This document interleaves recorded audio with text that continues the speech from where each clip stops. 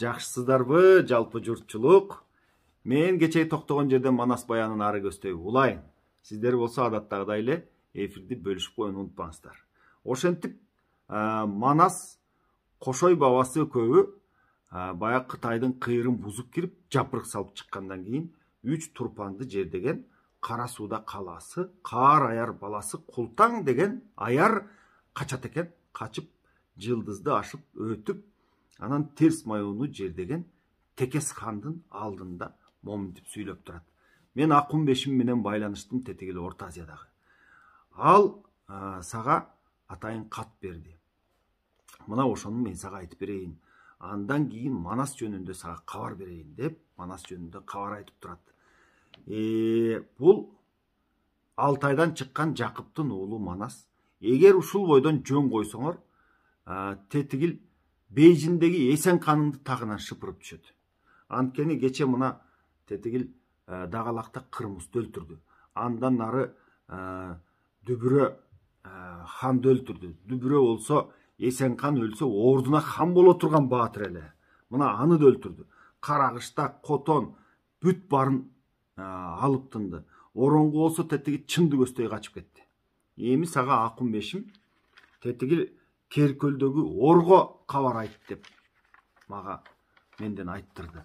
Керкөл деген жерди, ор деген ошол Кытайдын дагы бир ханы бийлеп турчу экен. Андан ары Алмак Ойур дегенде Илебен деген баатыр бар. Ал дагы ошол жерди бийлеп турчу экен. Мына ошого дагы кабар айткыла, аскерди тез жыйнагыла. Илебендин 400 балбаны бар. Аны дагы айдай келсин. Керкөлдүн ары жагы мындай бир сай, ушундай капчыгай тоо болот.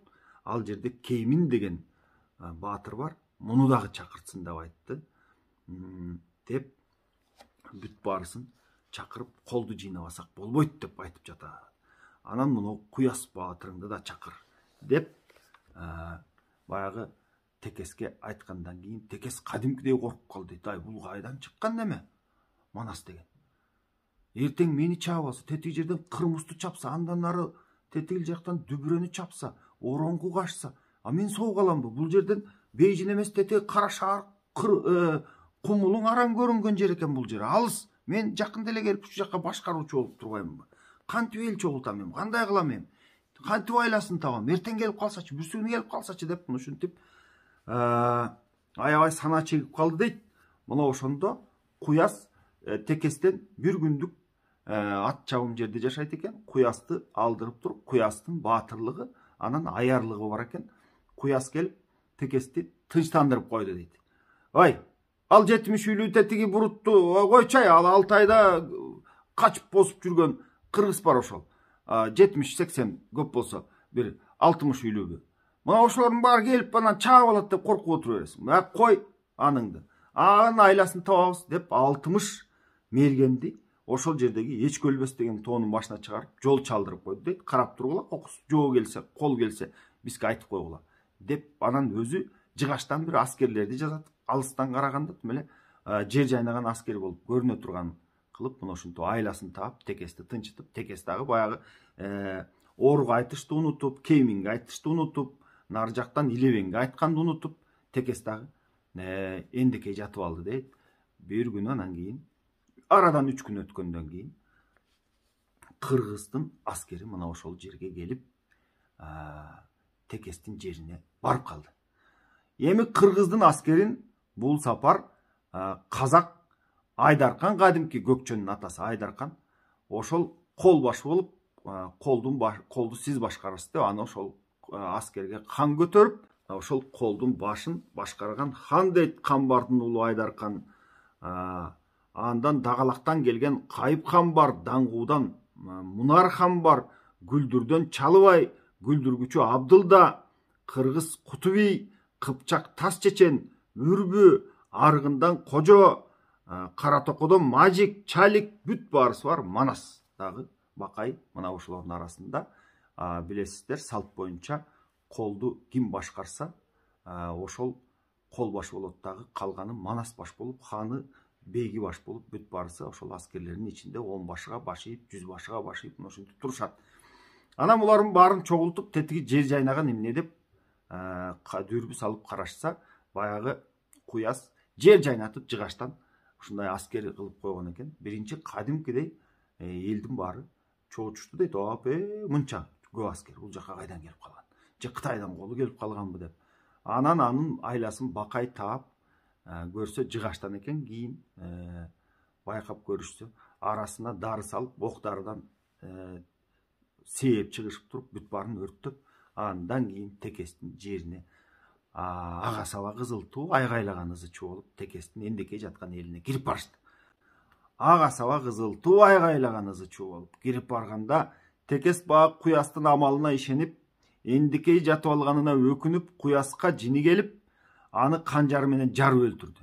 Андан кийин ушул колго түшүп калгандан көрө өзүмдү өзүм өлтүрөйүн деп, өзүнө канжар сайып, өзү да өлдү. Эли кыйсыпыр түшүп, чачылып, көрүнгөн жака качып, мына ушинтип калганда, Манас, Бакай, Айдаркандар аскерге ушундай буйрук беришти.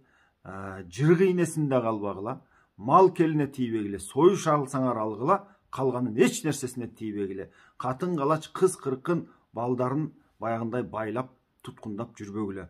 Булар менен баары бир эл болобуз, булардын түбү биз менен бир деп, мына ушундай буйрук беришти. Ошол буйругун айрым аскерлери аткарып, айрым аскерлери күңкүлдөп мынтип турат. Караң калган дүнүйө, карабасаң ке кылат, Канкор Манас түгөнгөр калмак таяп не кылат? Үйрү өскөн айгырлар кысырына бээ кылат, кызы талак кууганкор Кытайда аяп не кылат деп күйрөнүшүп, шыбыранышып айрымдары. Анан баягы тартипке көндү дейт. Ошентип баягы Манас текестин элин чогултуп, мына эми ханыңар өлүп калды. Силер болсо ушинтип эндекей жаттыңар. Эми хан болбосо болбойт, бир башкаруучу шайлап алгыла деп анан элди чогултуп кеңеш курса, ошол жерде Үйшүнбай деген бар экен. Жылкысы, уyu, төөсү 300 миңге жеткен. Ошол Үйшүнбайды сен бизге башчы бол десе, өзүм мен малым менен эле жүрөйүнчү, койчу айнанайын. Ансы деле өзүмдү кандай сезип жашайм деп Үйшүнбай болбой койду дейт. Анан Дардак деген балбан бар экен. Дардак балбанды сен эми каруулуусуң, ушундай балбансың, сен бизге башчы бол десе, күчүм бар, бирок эбим жок, мен эл башкара албайм го деп ал баш тартты дейт. Анан ал жерде дагы бир Төкө дегени бар экен, 4000 уyu бар, ушундай бай экен дейт. Аны айтса ал да баш тартты. Анан Карача деген жашы 90, ушул 80ден 90дун ортосу болуп калган. Мына ушундай 90 миң үйлүү элди башкарган ушундай Карача деген бар экен. Кытайдан алган мансабы Доотай экен да. Мына ошол Доотай мансабы менен 90 миң үйлүү элди башкарат экен. Ошол Карачага айтып турушту дейт, сен эми өкмөттү иштеп калган эмесиң, келем ушул жерге сени хан коюп коелу десе, ал болоюн же болбоюн деп турган маалда анын бир ушундай ары сулуу, ары нурдуу, ары ары баягындай кайраттуу эркекче кийинип жүргөн Сайкал деген кызы бар экен. Биз эми текести баягындай болуп талап алгандай, тоноп алгандай болуп, ордуна ата сиз хан болмок белеңиз, коюңузчу деп атасын болтурбай койду дейт. Анан ошол текестин атасынын аты Темир деген экен. Темирдин акмагы, акылдуусу биригип, иши кылып 6 баласы бар экен. Алардын улуусу Текес болгон экен. Анан эң кичүүсү Тейиш экен. Мына ошол Тейишти эл жактырбады дейт анча. Калк кадырын биле албас, капагылар тил албас деп ушинтип турса дагы айла жок, эми хандын тукумунан деп ошол Тейишти ошол жерге башчы шайлап коюшту дейт.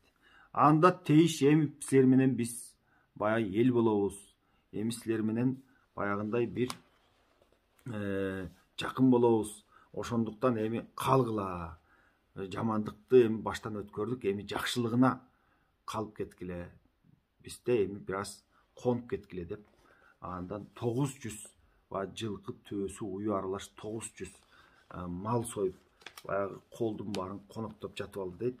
Андан кийин эми мен той кылайын, ушул биз тынчтык менен эч кимибиз өлбөй, бай элибиз аман түгөл, малыбызды тоногон жоксуңар, талаган жоксуңар, ошон үчүн бир той кылайын деп байге кылды дейт. Баш байгесине 400 жылкы, 300 уй сайды дейт. аяккы байге ала турганына 2 жылкы бир төө сайды дейт да. 40 атка жете турган ушундай байге сайыптыр. Ал байгеге 900 ат катышты дейт. Анан эми ошол жерде баягы той дегенде билесиздер, көчмөндөр тойдо аябай тойду кызытат. Күрөш болду дейт. Казактар менен калмактар өстөрүнчө бир тарап болуп, уйгурлар менен кыргыздар бир тарап болду дейт. Анткени ошол жакта казак, калмак, уйгур бүт баары аралаш жашайт эмеспи. Мына ошол эл бөлүнүп алып, уйгурлар менен кыргыздар бир тарап, казактар менен калмактар бир тарап болуп алып, анан күрөш өткөрүп, күрөштө тетиги казактар менен калмактардын Байкап деген балбаны чыгып, берки жактан чыккан Көкбөрү деген балбанды көтөрүп жерге чаап чыгып алып, казактар каткырыкты калың салып, мына ушинтип дардакташып калды дейт. Ал жактан бери жакта турган кыргыздар менен уйгурлар кандай болот? Дагы бирөөсү чыксын деп, дагы бирөөнү чыгарса, ада жыгылып калды дейт. Ошентип ачынып калышты булар. Андан кийин эр сайыш башталды дейт. Эр сайышка жанагы Карачанын кызы Кыз Сайкал ушундай бир баатыр мүнөз, ушундай эрдиги бар, шердиги бар ушундай кыз экен. Эркекче кийинип жүрчү экен. Көкмөк темир баягы кийинип эр сайышка найзасын алып бир шашке маалда чыкты эле дейт. Мен чыгам эр сайышка, кимиң эр болсоң чыккыла деп. Бир да баатыр көнбөйт дейт. Ошентип түшө болуп кете жастады дейт. Түшө болуп кете жастаганда анан айласыз Манас кейип кепчип, тубай калсын баарыңды сайыштырып катынга кетирдиңер арымды деп атып, ап келгиле ал дагы ак саргылды деп ак саргылды минип, ал эмес баягы Кыз Сайкал болсо Сарбурул деген атты минип, экөө найзаларын алышып, бири-бирине кезешип, эр сайышка чыгып калышты дейт. Манас караса, кыз аябай көркөм, аябай сулуу кыз экен, өзүм ала турган кыз экен. Буга мен көп мындай катылбайын, найзаны дагы акырыныраак саяйын деп, мына ушул найзасын акырындап аяп баратты дейт. Бирок Кыз Сайкал мына тетиги Алтайдан чыккан Жакыптын уулу Манас деген ушул экен. Кече барып тетиги Кытайдын чегин жапырып келди. Азыр муну бир нерсе кылып, ушул жерден эр сайышта өлтүрүп койсом, тетияктан Акун Бешим, тетияктан Эсен Кандын санасы тынып калат эле деп, бул катуу чыкты дейт.